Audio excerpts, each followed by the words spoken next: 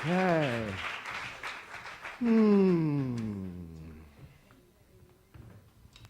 Unpack your hearts. So I have a question for you, which is, how many of you, oh, thanks, Connie. How many of you are heavy packers? Like when you go away, I know you are, Marilyn. I've seen your bags when we go places. How many of you like really pack a lot of things when you go on vacation? Now, I know Mark Anthony Lord doesn't because I've shared a room with him at a conference, and I swear to God, he came in a little postage stamp and like 3 shirts pulled out of this. That was it. He was happy. And I just was there with my trunks of clothing going, do I wear this? Do I wear this? All these different clothes. So when I heard this song, I realized that I have made a bit of a transition in life. I have literally moved to someone who packs much lighter. Now, last week I talked to you about the fact that I forgot to pack pants. But here's what I learned from that. I can live on 1 pair of pants. I can pack much lighter. And you know when you're on a diet and you're like not eating that much, you're just eating a couple meals a day, and you're not having to like cook all these meals, like when you're on one of those protein diets, you're just doing, remember how, does it occur to you at that time, it's like, there is so much more time in the day when I don't have to think about eating. Same thing with packing. There's so much more time in the day when I don't have that many choices. When I have packed my bag with something so simple that it's like, this is it, this is all I brought. Here's the black t-shirt, the jeans, I'm set for any occasion. The Oscars, I'm set. Jeans, black t-shirt, and a suit jacket. That's it. So, when I was on tour, I literally used to pack steamer trunks. Anybody else, anybody actors here who are on national tours? Bob, of course. We would get a steamer trunk to go on tour with, right, Barbara? And they would, I have it in my garage. My kids think it's hysterical. It's this huge steamer trunk with like all the cities on it. And in it was all your clothes and all of your, everything you needed. And the tour, especially if you were the star of the tour, would take the steamer trunk with you and deliver it to your hotel. And everything would be brought to you. And I was thinking about that. I was thinking about when I was a star, when I was a Broadway star, and I was having my steamer trunks delivered to these gorgeous hotel rooms, it was as if the universe always showed up with exactly what I needed. And if I needed something, I just said, oh, I'm going to put that there. And there it is. It always shows up. So this whole idea about unpacking your heart. I think we are overpacked, people. I think most of us are overpacked. I think our minds are overpacked. I think our hearts are overpacked. And our minds and our hearts are packed with everything we have ever picked up in our life. All of the experiences, all of the relationships, all of the things. They're still packed away. They're still packed in there. Any of you can feel them right now?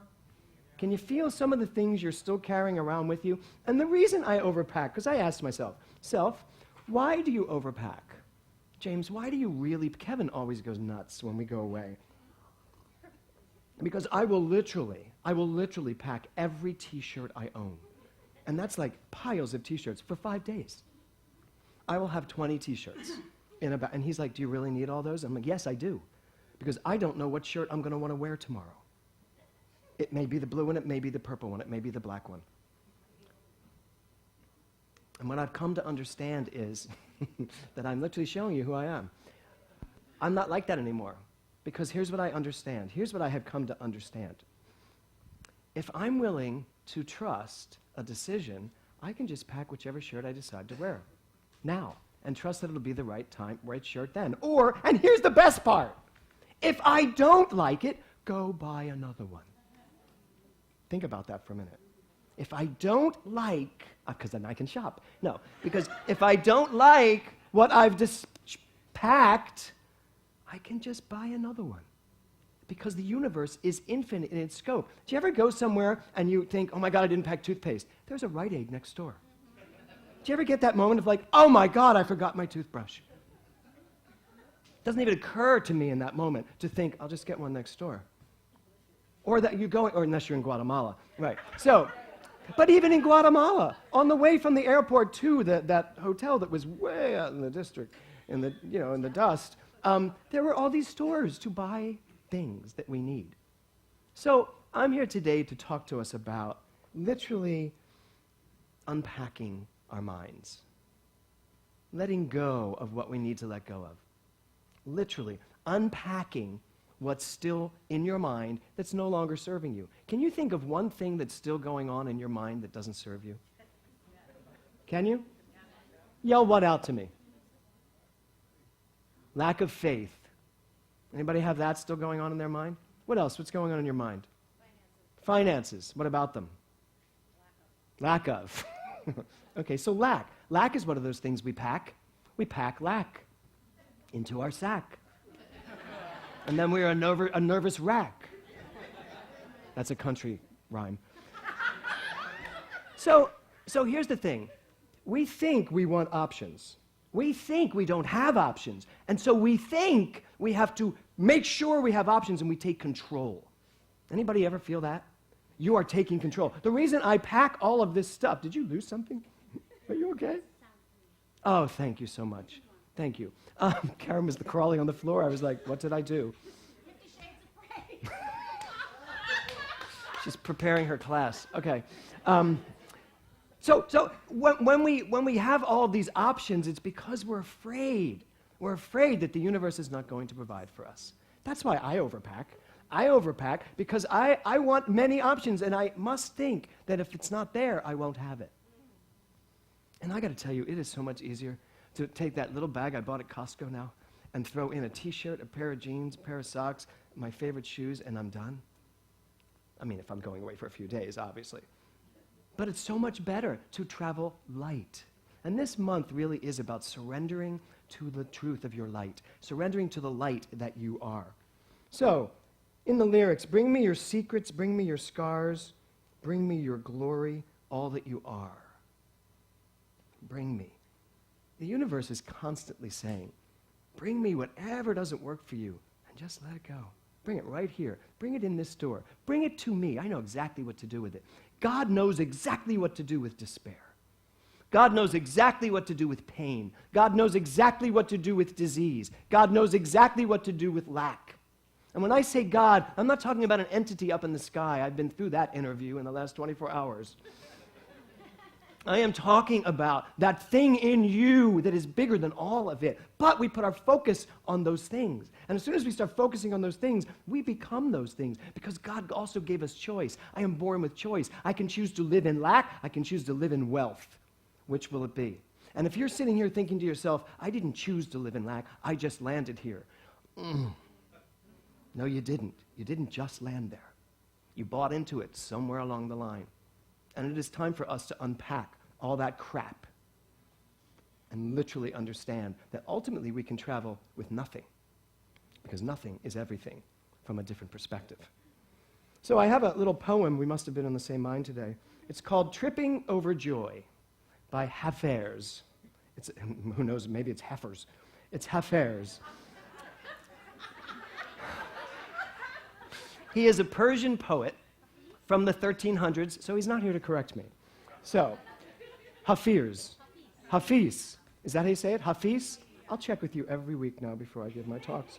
Hafiz. And it's called I Heard God Laughing, Poems of Hope and Joy. Now, I'm going to ask you to take a deep breath and listen to this. I read this a few times, and when I first read it, something tingled in me, and I was like, oh my God. So just listen to these words. What is the difference between your experience of existence and that of a saint? The saint knows that the spiritual path is a sublime chess game with God, and that the beloved has just made such a fantastic move that the saint is now continually tripping over joy and bursting out in laughter and saying, I surrender. Whereas, my dear, I am afraid you still think you have 1,000 serious moves.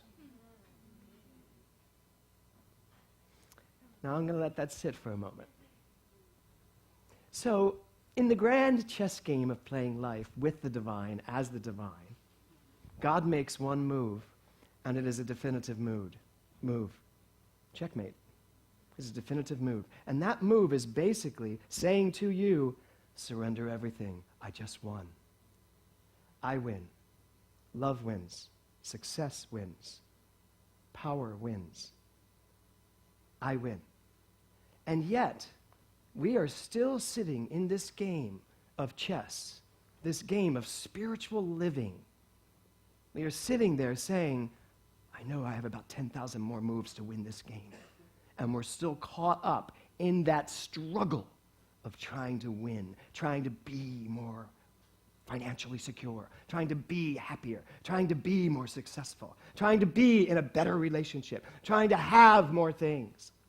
And yet, alas, my dear, you still think you have 1,000 serious moves, but I've already given you the only move that matters. I win. And when I say I win, I mean you win. You win.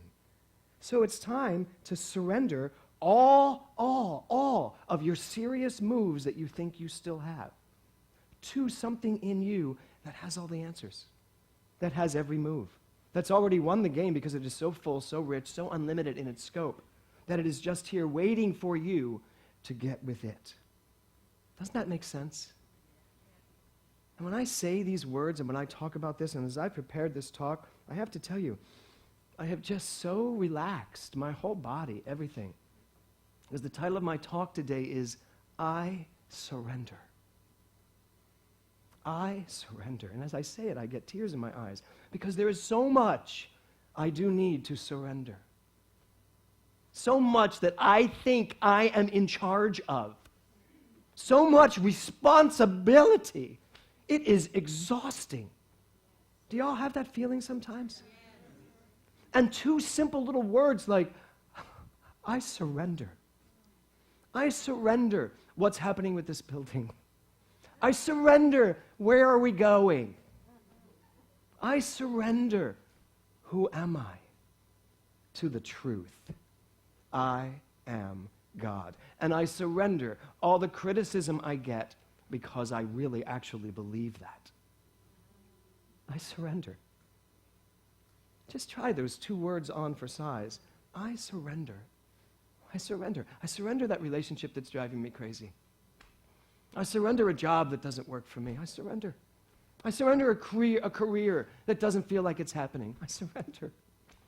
And I show up as all that I am, not all that I need to surrender. Because I do think we show up in life as the things we really should just surrender, as opposed to just showing up as checkmate. What if we lived our lives as checkmate? In every situation, checkmate. I have the final move. And then whatever happens is the perfect ending to that particular move. I surrender. Do you know what this world would be like if everyone on our planet surrendered? Surrendered their position, surrendered their point of view, surrendered their judgments, surrendered their fears. And of course, I'm talking about myself. And I'm talking about you. Us. We have the capacity to surrender everything. Albert Einstein says, I must be willing to give up what I am in order to become who I will be. We talk all the time here about I am God. The only thing stopping you or me from really living that truth is that we're still holding on to things that we perceive are not God. How can I say I am God when look at my finances? How can I say I am God when I still am so judgmental? How can I say I am God when I still get angry? Jesus wasn't pleasant in the money changer's den. I don't think he said, oh, I shouldn't have done that. I think he knew it was his to do. It's all God. It is all God. It's one of the things we're doing in CPR, and this CPR 13, has just felt like it's brand new. And I'm listening to these people writing on their blogs that, oh my God, I just heard this. I've been in CPR 10 times, I think she said. And this is the first time I heard all means all. So maybe it takes 13 or 20, or someone said, I can't wait for the 300th CPR. And I was like, well, I hope someone's teaching it.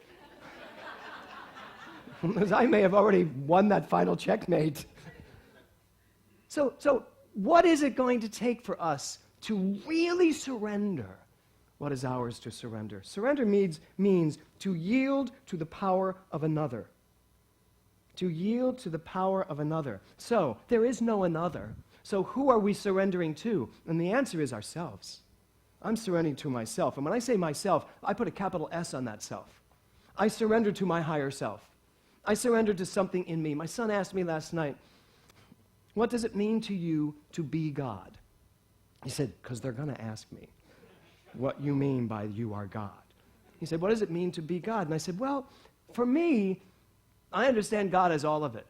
I am God when I am angry. I am God when I am loving. I am God when I am judgmental. I am God when I am free of judgment. I am God at all times. What level of God am I living at?